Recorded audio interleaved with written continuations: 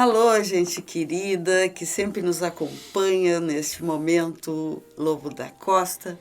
É muito gratificante para nós, todas as semanas, nos encontrarmos com assuntos culturais, assuntos do nosso Instituto Francisco Lobo da Costa, assuntos da cidade, entrevistados. E hoje, como vocês já sabem, eu escolho ótimos entrevistados e escolhi um muito especial que já esteve conosco palestrando no nosso seminário internacional da Academia Sul-Brasileira de Letras o ano passado e que já escreveu vários livros e tem uma história muito bonita, além de ser jornalista.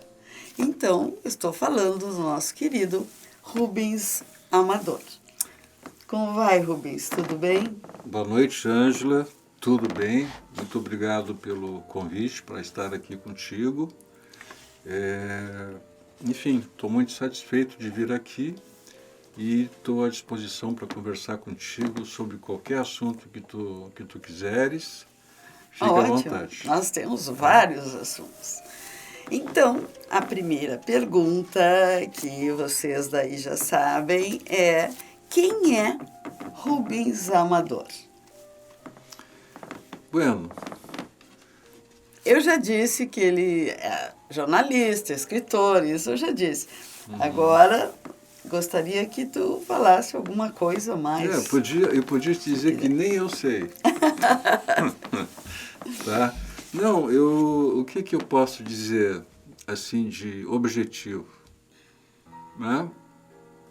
Esses dias eu fui entrevistado por um outro canal e eu falei uma coisa assim, mais ou menos assim, que eu era ninguém. No sentido, assim, de que na história da humanidade, se pegar, assim, a linha, né, das grandes figuras que fizeram diferença na história do mundo, né, como um Freud, um Nietzsche, um Chaplin, pessoas que deixaram marcas profundas na cultura humana. Realmente. Né? Quando eu penso nesses grandes médicos, enfim, cientistas, no Einstein e outros tantos, eu me comparo com essas figuras e eu me sinto pequeno, né? Pequenininho. Eu te diria até, me lembrei agora que esses dias eu comentei na internet sobre, alguém postou sobre aquele maestro italiano Ennio Morricone. Tá, que hoje... Lindos temas musicais, lindos, né? de filmes, maravilhosos. Tem um filme que eu gosto muito dele, chamado Cinema Paradiso. Sim. E a trilha sonora é uma trilha que eu não vou esquecer até o dia que eu morrer. É muito sabe? Bonita. Me emociona muito sempre. Então eu sugeriria assim, na linha cronológica dos grandes homens, eu sou um homem comum. Mas evidentemente eu tenho as minhas satisfações, as minhas identificações. Eu te falava agora há pouco que eu sou jornalista e também agora começo uma caminhada como escritor, me levando mais a sério. Mas né? já não começasse só agora. Eu postei no Facebook uma foto contigo de longa data. Isso. Na época que eu e o Luiz Borges, nosso querido Luizinho, nós éramos coordenadores das palestras da Feira do Livro. Exatamente. É isso, e eu tive a oportunidade de conhecer o Rubens ali, quando ele tu estavas vindo, acho que tu ainda estavas em Brasília, e tu vieste para lançar o teu livro ali, né? Muito bom o livro, excelente, a palestra também. Então ele já não é tão ninguém, né? Mas... Ele é um escritor muito bom, de grande excelência. Eu fico satisfeito de ouvir. E, de fato, isso foi em 2003, eu acho. Isso, acho que sim. Eu estava ainda em Brasília e voltei para Pelotas em 2008. Então, foram 5 anos, né? Eu me lembro, isso mesmo. Eu me lembro que ele estava ainda e veio especialmente para a Feira do Livro. E nós conversamos, havia lá na Biblioteca Pública Pelotense algumas salas que agora não estão mais disponíveis para isso, mas eram disponibilizadas para palestras. Exatamente. Eu me lembro, inclusive, que eu levei meus alunos da Católica e do IFSU e todos gostaram bastante, foi ótimo. Você sabe que as pessoas tendem a, eu acho bonito isso, tendem a prestigiar quem produz algo. Tá. É bom. Quem produz algo cultural. Esses dias eu li algo assim. Esses dias essa frase é muito comum. Esses dias eu li, porque Sim. agora com o celular está sempre vendo alguma coisa. Eu nem sei aonde foi que eu vi, tá? Mas alguém falou o seguinte, que nunca desconsidera ou nunca desrespeita a produção cultural de alguém, por mais ruim que seja. Claro, porque uma produção. A pessoa se dedicou a fazer o melhor ali, com a sua bagagem, com as suas informações, com a sua sensibilidade.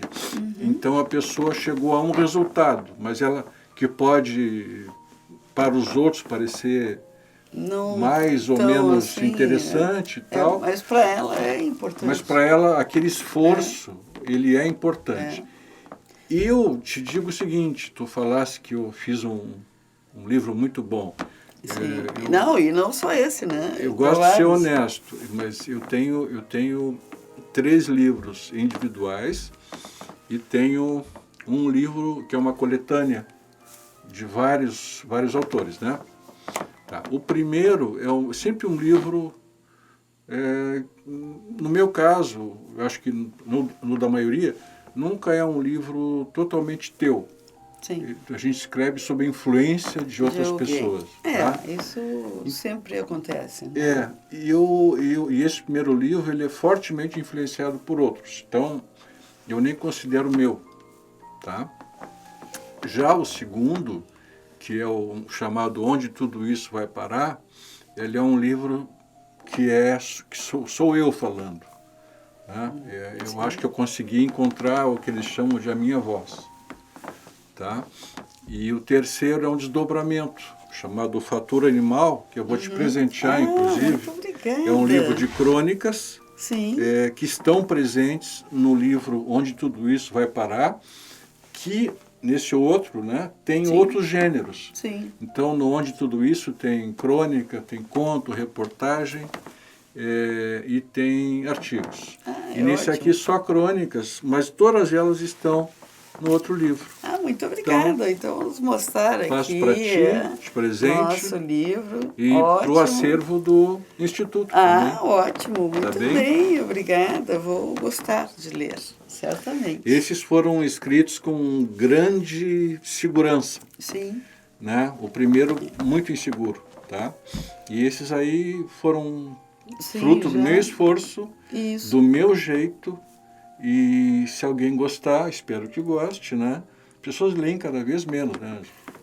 Eu posso dizer que eu espero que não. A gente criou o Instituto até, né, visando a esse aspecto da leitura, da literatura, procurando fazer desafios para os nossos escritores, escrever sobre... Por exemplo, eu lancei o ano passado um desafio de os poetas que fazem parte dos nossos saraus e do Instituto, que fizessem, né, que criassem, imaginassem um diálogo entre o Lobo da Costa e a Elvira. Nos tempos atuais ou naqueles tempos. E foram preciosidades, várias, assim, obras disso. Então, quer dizer, a gente instigando e conversando e falando, dos aspectos dos nossos saraus é esse mesmo, que o pessoal vai lá e lê, né, poesias autorais ou de autores famosos, né? E ali se pronuncia e todos ouvem e gostam. É um momento ímpar, né, de troca. Sim. Então, eu gostaria de pensar que a gente incentivando o pessoal a ler.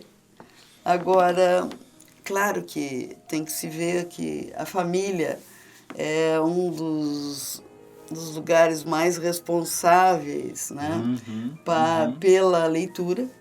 Se o pai diz que não gosta de ler, a mãe também não, o filho já nem vai saber muito bem, vai dizer que não gosta, né? Verdade. Mas... Nesse sentido, eu acho que o Instituto, claro, não preciso nem dizer isso porque é evidente, mas eu vou dizer, presta um serviço super importante, né? Eu acho que sim. Porque aí estimula, pode assim, enquanto houver essa resistência, né, essa resistência pode produzir algum efeito. Claro. A pior coisa que pode ter é a terra arrasada, né? Então, assim, ninguém fala nada, né? Ninguém se interessa, tu não lê um artigo num bom portal de internet, ou no não jornal, faz nada, tal, né? fica... Então, assim, manter a memória viva é ótimo. É muito importante para a manutenção de uma cultura e das referências que influenciaram aquela comunidade, ou aquela cidade, aquele estado, aquele país, né? Então é por isso que nós, no Momento Lobo da Costa, trazemos entrevistados ótimos, que nem o nosso amigo aqui, Rubens Amador, para, né, vermos a produção e etc. E ele está sendo muito modesto, porque eu já sei que ele é finalista do prêmio Açorianos, né? E que certamente, se estivesse na banca, já daria o meu voto, mesmo sem conhecer a obra, para ele. Né? Como é que tu soubeste, tu estava me contando antes, né, sobre o prêmio, que foi a tua editora que te colocou no... Eu fiquei satisfeito, né? Fiquei satisfeito. Para mim, estar entre os 3 finalistas do prêmio é ótimo. Já é motivo de orgulho, né? De orgulho, já é. Tá? Então, assim, eu já desde agora estou satisfeito, estou contente, né? E agora falta agora os jurados decidirem qual é o melhor livro. Sim. Na categoria crônica, que é a que eu estou concorrendo. Mas, sabe quando tu tá assim, tu estás com um espírito desprogramado para não pensar se vai ganhar ou perder? Não, isso até é bom, né? Porque não se depende porque disso. Não é ganhar né? ou perder, né? Se tu pensar bem, não é ganhar ou perder. Tu já tens uma formação, tu já és escritor. Eu já estou com então, uma certa idade que não dá mais para me iludir com coisas assim que não duram, sabe? Sim. Que são efêmeras. As coisas passam, né? São momentos. Né? Eu já tive momentos de me sentir muito permanente, mas eu percebi que eles passaram. Sim. E aquilo que se diz, né, tudo passa, é verdade. Eu comecei a entender isso. Depois de 50 anos. E entender isso de uma maneira um pouco triste.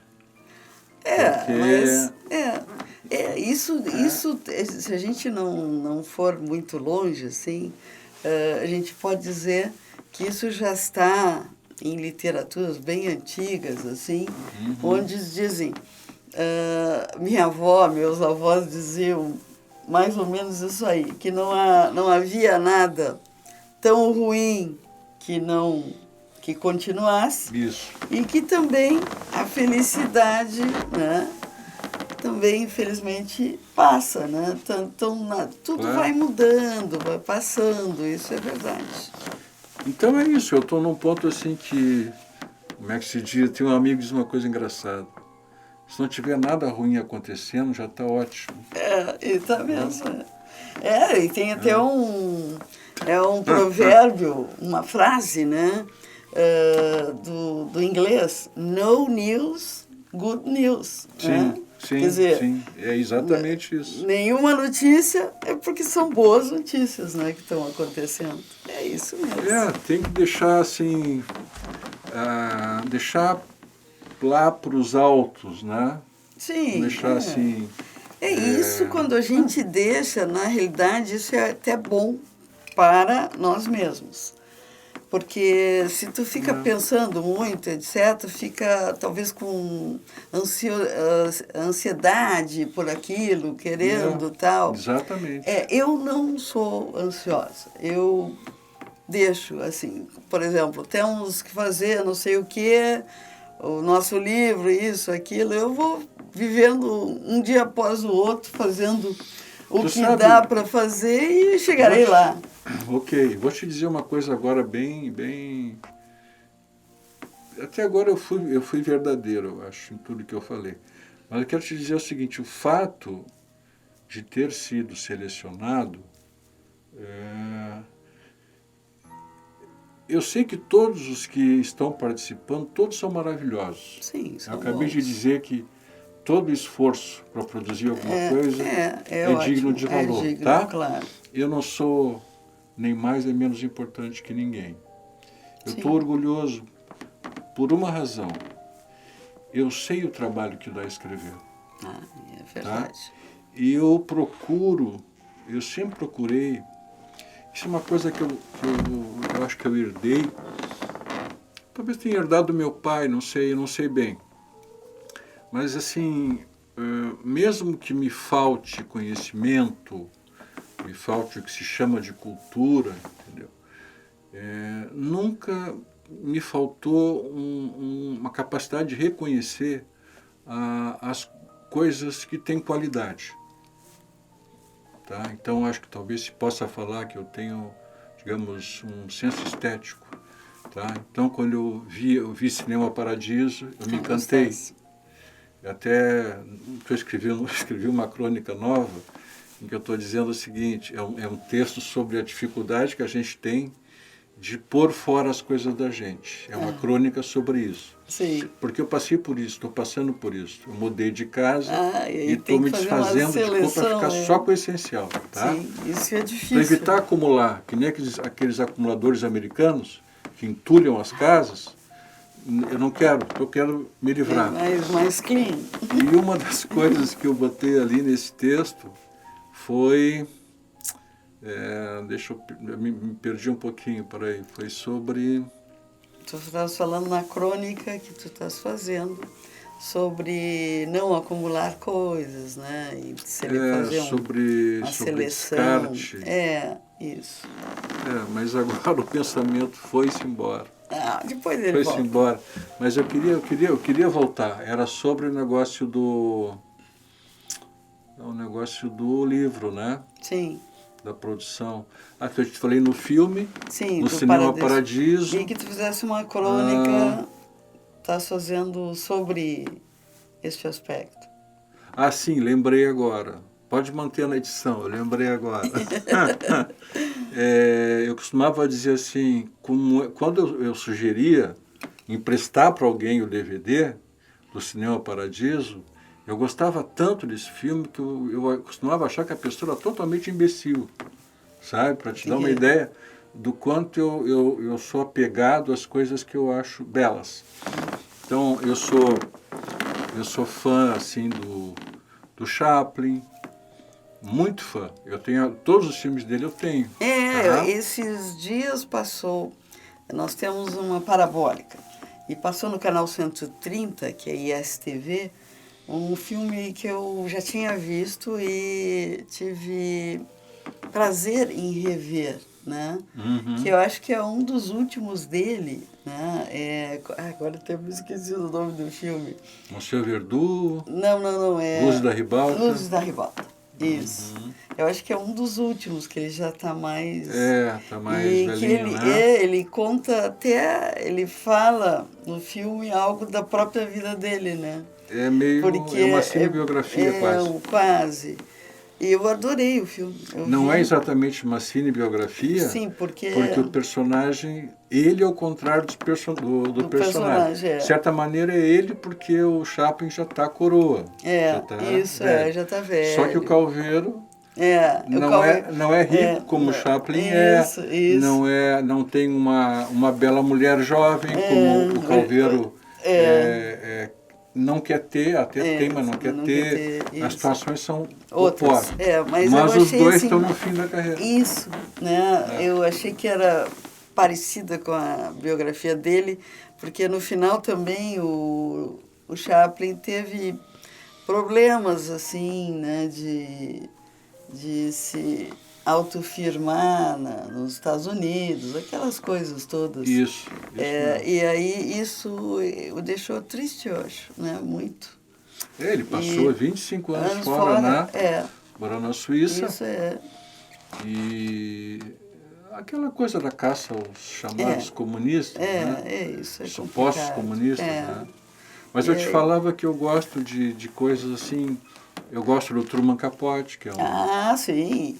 Eu adoro aquela, como é que é? Breakfast at Tiffany's. Excelente. O filme também é bom. O filme é legal, mas o filme, tu sabe, claro. É claro, o livro não é sempre igual ao livro. Não é igual ao livro, eu sei. Inclusive a história modificada, tá? Para ir ser encenada. O filme o livro é mais... Tu leste o livro, claro? Li. Ele é mais, o livro assim, é mais forte, cruel, mais irônico. Isso mesmo. A menina não é tão... ali também ela não é muito casta, né? Mas é outro estilo, né? Mas eu gostei. E então, eu gosto muito dos atores, né? Sim. Audrey Hepburn. E aquele início do filme é belíssimo, né? Lindo, De manhãzinha cedo, descendo em frente à joalheria, né? A joalheria é muito bonita, Tiffany. Uma joalheria legal. Mas para fechar o assunto, se tu me permite... Sim, claro. Do ato de escrever, o trabalho que dá, eu procuro ler pessoas que eu acredito que são muito boas. Tá? Então, aquela pessoa, eu aprendo com elas. Sim. Tá? E eu procuro ler as pessoas que eu considero muito boas, entende? Sim. Que foram reconhecidas. Então, nessa área de escrever, isso dá um trabalho fenomenal, porque não é juntar só palavras. Tem a musicalidade, às vezes tem a pintura pode influenciar o ato de escrever. Sabe? Sim. Um pouco das artes acabam, quem leva a sério, traz um pouco dessas outras artes para dentro da escritura. Correlatas, né? Se correspondem. E aí tem que ter um alinhamento entre argumento, percepção, imaginação, sentimentos. Então é o tipo da coisa que é um ofício solitário, né? Tu passa muitas horas, tu quase não convive com outros escritores. Deixa eu fazer um parênteses, eu me considero escritor porque eu escrevo, entendeu? Eu sou um escritor mais de não ficção, que a crônica é não ficção, o artigo é não ficção, a reportagem é não ficção, e nos poucos contos que eu tenho, aí sim. Aí tem alguma coisa. Então é isso. Está bem. Com esses assim que eu considero muito bons, eu aprendo bastante e tento elevar um pouco o que eu acho que eu tenho de bom, né? Tem sim, ótimo. Bem, mas o pessoal que está atrás aí da telinha deve perguntar, mas não vais perguntar aquelas célebres perguntas do nosso momento? Eu vou perguntar, como conheceste Francisco Lobo da Costa? Como eu conheci? Puxa, primeiro que é um nome que a gente convive, não esquece. Né? Não esquece, né? Sim. Ele é marcante. E ele é presente na nossa cultura, né? Tanto quanto o Simões Lopes da Costa, é isso? Simões Lopes Neto, desculpa. Sim. Eu sempre digo, são dois ícones de Pelotas, né? Eles não são parecidos, mas eles são grandiosos. Eu digo sempre que o Francisco Lobo da Costa, ele foi hiperpopular na sua época. Todos conheciam, todos o adoravam. Inclusive, quando ele se auto-internava, havia filas para visitá-lo, porque ele escrevia alguns versos, né? Ele era fértil, né, na arte de escrever. Então, ele via alguém, já fazia uns versinhos e dava para a pessoa. Já o nosso Simões, ele era um outro lado, ele só foi conhecido depois. Claro, ele era conhecido no âmbito de Pelotas, né, quando viveu, mas não tanto pelas virtudes de ser um escritor, né? Ele só foi realmente reconhecido depois da década de 1960, quando já estava bem... Ele morreu em 1916, quando Reverbel e depois a Lígia Capini e outros mais começaram a estudar a sua obra e realmente viram que ela era ótima, né? Dentro do regionalismo, enfim, dentro do modernismo, da classificação. Na teoria da literatura, nós classificamos... Nós não, eu digo porque eu estou enquadrada dentro da teoria, mas nós classificamos o Simões como pré-moderno, porque ele está numa época que ele não é do modernismo, aquela situação que quebra de tudo, né? Quebra da língua, e nem é de um tempo muito anterior, né? Então ele é um pré-moderno. Já o nosso Francisco, ele é romântico, de natureza, né? Versos lindos, melodias, mas ele também é o segundo, em termos de Brasil, mais importante, né? da poesia social. Poesia social, nós temos o grande ícone, o número 1, que é Castro Alves. E o número 2, e dito não por mim, mas pelos teóricos de literatura, que o segundo mais importante no Brasil é o Francisco Lobo da Costa, pela poesia social que ele fez. Ele também era abolicionista, queria a igualdade das classes, que é uma coisa difícil. Naquela época já era e até hoje é, né? E todos os outros temas sociais importantes ele versou. Então, na realidade, a gente tem esses dois grandes ícones. Agora há pouco eu falei Simões Lopes da Costa, né? Aí eu fiquei pensando, por que será que eu confundi, né? É porque é Lobo da Costa. Aí eu fiquei pensando, por que eu confundi? Aí eu pensei que talvez a resposta seja a seguinte: os dois escritores são os mais importantes de Pelotas, sim. Então a gente sempre lembra dos dois. Né? Então, quer dizer, eu já uni esse todo daqui a pouco, João Simões Lopes da Costa e Francisco. E Francisco Neto. Então, faz uma mistura, né? Mas eu preciso confessar que eu não sou um grande leitor da literatura regional, para ser franco, assim, tá? Sim. O pouco que eu sei do Lobo da Costa, que eu li sobre ele, e eu me identifico mais até do que com o Simões Lopes Neto. O pouco que eu li, o Lobo da Costa me parece mais universal.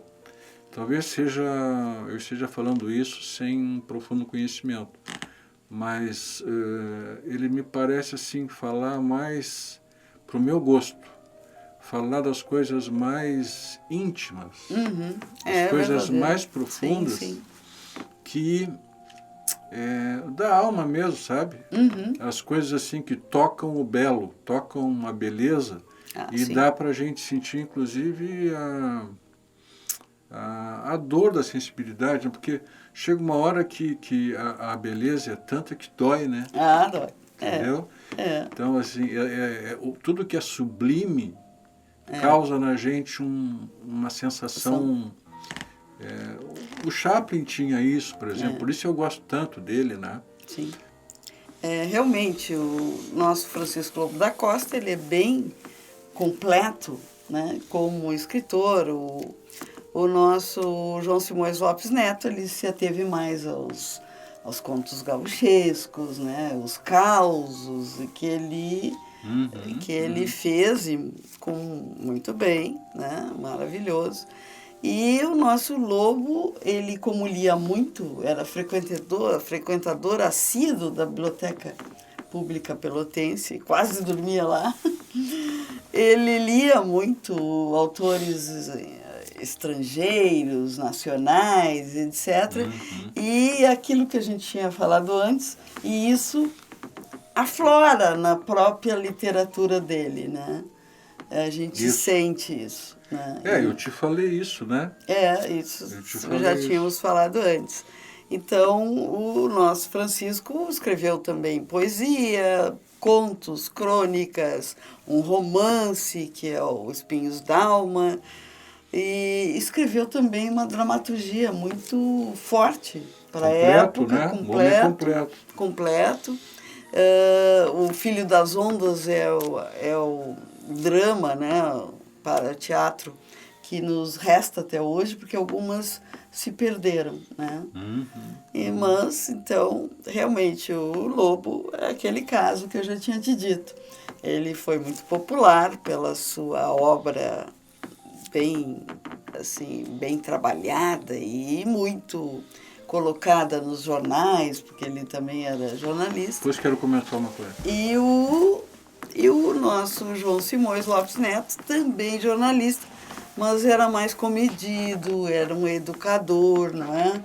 E fez aquela parte linda dos causos e etc., né, que a gente tem até hoje. Mas o que tu querias comentar? Não, eu queria dizer que, tu vê só, a gente tem dois talentos, né, pessoas assim, artistas acima da média. Sim. Que talvez se estivessem, digamos, fossem habitantes de Roma ou de Londres. Ou até de São Paulo. Ou até de São Paulo. Já teria uma repercussão maravilhosa. Porto Alegre não dá porque eles adoram o pôr do sol do Guaíba. Aquilo é o máximo do senso estético. Eu estou brincando um pouco. É que todo porto-alegrense vive falando do pôr do sol do Guaíba e eu acho isso tão engraçado. Mas, tu vê, aí tu tem dois grandes artistas em Pelotas. Sim. Faz tempo, né? Mas até hoje a gente vê, às vezes, pessoas de ótima qualidade no ramo, assim, na atividade artística, sim. Que tu vê assim que tentam fazer o melhor aqui, e o melhor aqui, apesar da internet, né, o mundo está assim meio globalizado, parece que fica um pouco fora do contexto geral. Fora do contexto. Talvez agora, com a internet, isso modifique um pouco. Se existisse internet na época... já era mais dos dois, né? Talvez houvesse mais Lobos da Costa também, né? Por outro lado, ou mais Simões Lopes Neto, e todos eles se encontrassem num coletivo. Também não sei, né? Não sei. Eu sei que esses dois fulguraram, digamos assim, num momento em que não havia outros iguais. Não. Especialmente no caso do Lobo da Costa, sim. Que era uma pessoa totalmente diferente do Simões, né? Sim. Era uma figura trágica, não é isso? Trágico pela morte, que tu queres falar. Não, eu digo trágico também porque no final da vida, pelos problemas que ele teve, morte da mãe, depois do pai, e também a separação da sua amada, que é Elvira, porque a família não queria... A família Arruda adorava o Lobo como poeta. Ele tocava piano também. Eles era uma casa cheia no sarau. Convidar o Francisco Lobo da Costa já era um sarau ótimo, garantido. Mas o pai dela, não queria como genro. Então, quando ele notou que havia um romance mais forte, entre a Elvira e o nosso Lobo da Costa, né? Ele deu um noivo, encontrou um noivo para a Elvira, que era um rico charqueador, marcou a data do noivado, e no dia do noivado o Lobo da Costa foi convidado, foi lá e quis declamar e foi aceito. E ele declama um poema maravilhoso que todo mundo deve ler e ouvir, e já está num dos nossos episódios iniciais, né? Quando nós iniciamos o Momento Lobo da Costa, eu contava fatos do lobo, da vida, com a obra, que é, o que ele declama para Elvira? Vingança. O nome do poema é Vingança. E o refrão que ele vai colocando, ele vai dizendo, o refrão é fantástico. Ele diz assim: e o ídolo que adorei, né? E o ídolo que adorei, reduzo a cinzas, e sobre as cinzas me coloco em pé. Que bacana, né? E ela desmaiou com isso. O poema é longo. Ela desmaiou e nunca mais quis noivar com ninguém. E até eu canso de, já falei nisso aqui. E o rico charqueador, até hoje não consegui saber quem era. Ele não era pelotense. Certamente, porque se fosse pelotense todo mundo comentaria, né? Sim, ele seguramente. Desapareceu do contexto de Pelotas e ela nunca mais se casou. E ele ficou com o saldo da rejeição, né? Da rejeição. Que é uma coisa que machuca. E ele depois ele teve que sair de Pelotas, porque foi para Jaguarão. Como era jornalista, ele fez campanha política para 2 partidos diferentes. E aí os partidos se uniram, queriam prender o Lobo da Costa e o dono do jornal, que era o Moncorvo Júnior, porque estavam fazendo, estavam trabalhando, né? Ele teve que sair de Pelotas, foi para Jaguarão e lá se casou. Então aí segue a vida dele. E nos últimos anos de vida, porque ele morreu com 34, quase 35, ele morreu no dia 18 de junho de 1888, e ele completaria 35 anos no dia 12 de julho de 1888. Então, poucos dias antes. Ele, infelizmente, ele morreu tragicamente, como o Rubens colocou. Ele estava internado na Santa Casa e a cidade de Pelotas tinha colaborado com a venda de um livro, não dele, mas de outros que se uniram e deram o valor que arrecadaram com a venda desses livros para a internação do Lobo. Porque ele sabia que estava com vício e ele não queria ficar sempre viciado. Então ele se auto-internava. E nesse dia, 18 de junho, estranhamente, ele encontra, porque ele estava internado, era na parte de baixo, no subsolo da Santa Casa, né? E ali havia as internações, e eles eram internados em cela mesmo, com grades e fechadas. Só abriam para visitas, etc. Mas aquele dia de manhã, ele encontrou tudo aberto, o seu café da manhã ali, a sua roupa de sair ali, porque eles tinham roupa para ficar e de sair. E ele tomou café e saiu. E na frente da Santa Casa, ele encontrou o Salles Lopes, que na realidade tem uma ligação com o João Simões Lopes Neto, porque o Salles Lopes era tio do João Simões Lopes Neto. Ele encontrou, e esse era um médico que era responsável pelas internações, né? E ele disse para o Lobo: estou te encontrando aqui, então aqui está o restante do dinheiro, que supostamente tu está tendo alta, então o restante do dinheiro eu te dá. E aí mudou a situação, né? Ele queria sem dinheiro, ele iria para o Porto, né? Em direção ao Porto, onde ele morava. Foi em direção ao que nós agora sabemos que é a Avenida Bento Gonçalves, atrás ali da Brigada. E lá era uma região de tascas. Ele foi encontrado já bêbado de manhã, cedo. Avisaram várias pessoas, irmão dele e tudo, e a polícia foi procurá-lo só à noite e não encontrou, devido ao intenso nevoeiro e o frio de junho, né? E ele faleceu nessa madrugada, porque ele foi assaltado, ele estava com dinheiro, tiraram as vestes e ele ficou em cuecas desde cedo, né? Que mais ou menos foi assaltado e faleceu. A morte dele foi no dia 18, dada pelos médicos, e a causa da morte, hipotermia, porque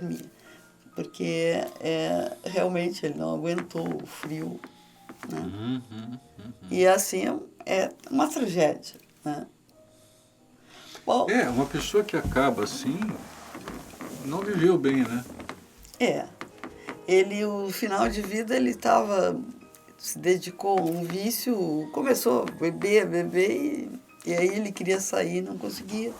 Então ele pedia ajuda, mas esses tratamentos naquela época, século XIX, 1880, eram muito paliativos, né? E até hoje eu acho que são, né? Se a pessoa tem que... A abstinência aquela naquela época, danada, né? O tratamento devia ser muito diferente, né? Era mais assim, eu pesquisei e eram mais chás, né? Algumas coisas meio para acalmar, etc. E eles comiam normalmente ali, recebiam visitas, quer dizer... Ele morreu 1 ano antes do nascimento do Borges e do Chaplin. Eles são de 1889. Isso mesmo.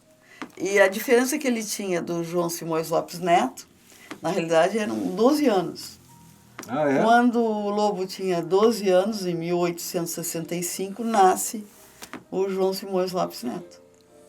Eles se encontraram, inclusive o próprio Simões selecionou alguns poemas do Lobo e publicou. Que bacana. Foi legal. Eles se encontraram, mas os aspectos da obra eram diferentes. Os artistas, especialmente os músicos, são coletivistas, né? Sim. Os escritores costumam ser... Individualistas. Cada um na sua, né? Individualistas, né? Isso é. Dificilmente uns encontram os outros e dificilmente se ajudam. Né? A gente sabe... Nesse caso aí foi um caso até incomum, né? Você está dizendo que eles colaboraram um com o outro, né? O João Simões Lopes Neto foi leitor de Lobo da Costa. E isso a gente sabe bem. Inclusive publicou vários poemas que ele achava bem bonitos, assim, etc.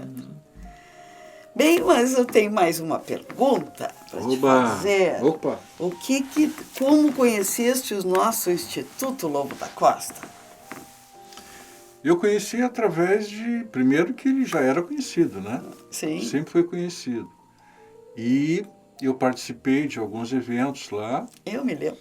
Junto com a minha companheira, a Ana Catarina. E lembro com carinho, especialmente de um, se tu me permite contar, em que teve uma representação. Sim, nós fazíamos no teatro. No Cacheral, né? Isso, no Cacheral. E que um dos participantes...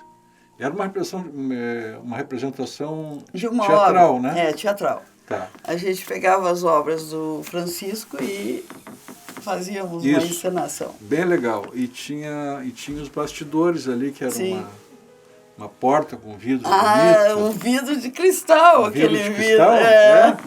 E aí um dos participantes tinha uma bolhadeira e ele estava, acho que supostamente, treinando a bolhadeira lá dentro dessa área. Não, sabe o que? Não estava treinando.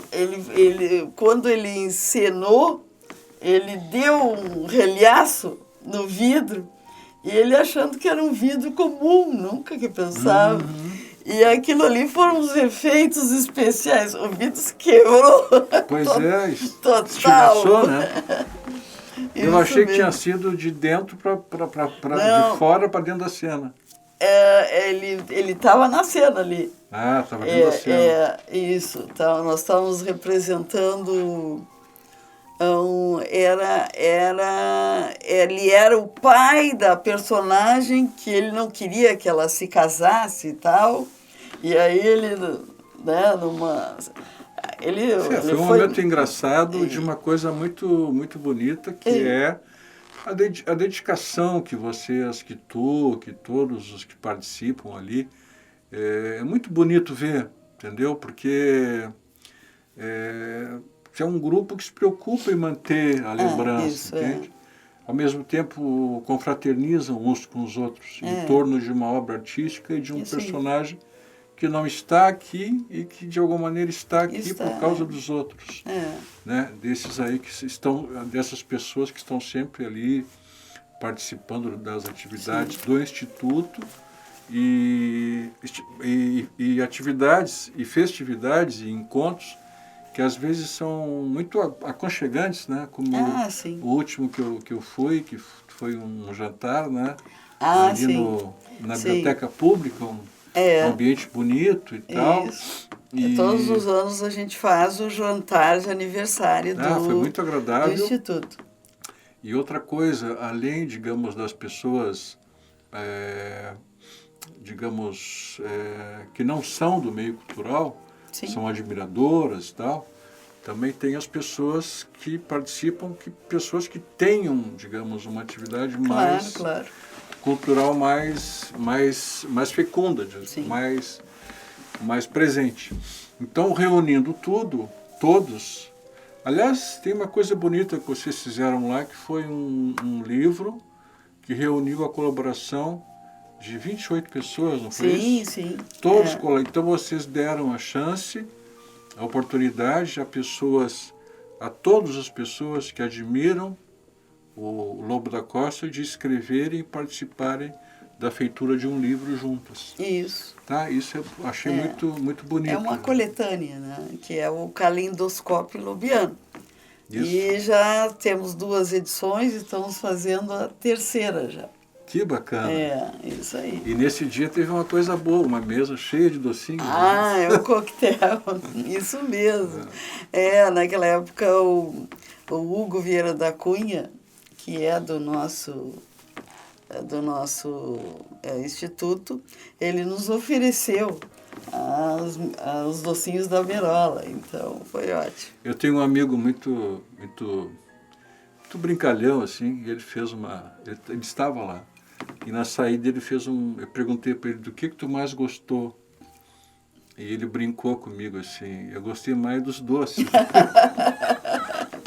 Também, então foi uma brincadeira dele. Sim, claro. Ele comeu um pouquinho lá, não comeu muito, não. Sim, mas... Foi mais uma brincadeira dele, né? E esse aspecto da comida, isso é importante. Nos saraus a gente sempre oferece. Claro.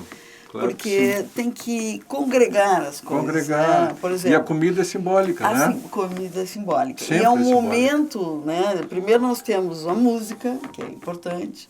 Depois a poesia, porque a prosa seria legal, mas a prosa é mais extensa, então o poema é mais enxuto, né? E a comida equivale aos banquetes, né? Isso, que davam sempre. Em Roma. E sempre nos o banquete saraus, é um símbolo. Nos saraus, Nos saraus símbolo da fartura. A gente dá uns salgadinhos, doces e tal. Ótimos docinhos, ótimos salgadinhos. E se não me engano, vinho, né? Algumas vezes foram vinho.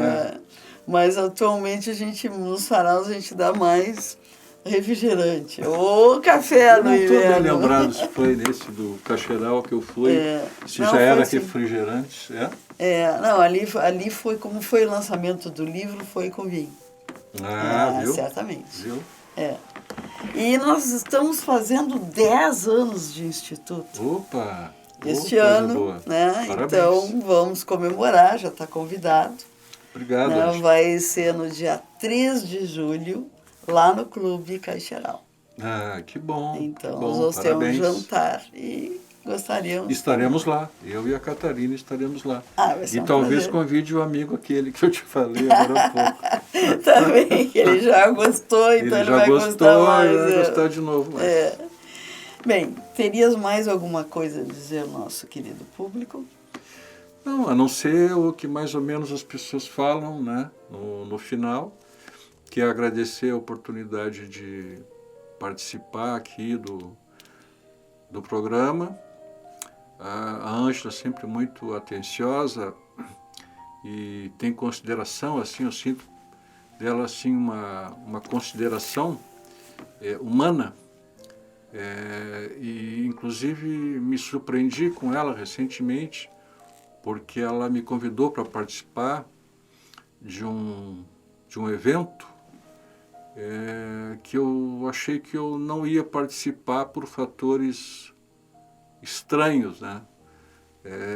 E acabei podendo participar por uma decisão dela. Então eu fiquei muito grato a essa atitude, achei muito honrada a atitude dela, e ela, se eu já tinha admiração, passei a ter uma definitiva admiração a partir desse dia. Também, mas é um valor, o Rubens é um valor grande para a nossa literatura. Então, é óbvio que a academia só deveria tê-lo lá no nosso seminário. E o próximo seminário internacional já está convidado também. Tá bom, a Ângela sabe, né? Eu sou melhor dando entrevista do que dando palestra. Eu tento me esforçar, tento me organizar, mas chega na hora H alguma coisa mas foi trava, ótimo. sabe? Não, foi ótimo. Mas muito obrigado, Tá por bem. ter me oferecido essa oportunidade, fiquei muito contente de vir aqui. Então, agora o nosso momento especial, quando o nosso convidado vai ler um poema de Lobo da Costa. O poema se chama Anjo da Noite. Por que me surge saudosa, ó Virgem das sepulturas, soltas na branca mortalha as tuas tranças escuras? Quem perturbou o teu sossego? Virgem, que mal te fiz eu? Na terra eu vivo chorando, sorrindo vives no céu. Se uma lágrima furtiva cai de meus olhos sentidos, essa lágrima não pode manchar teus brancos vestidos.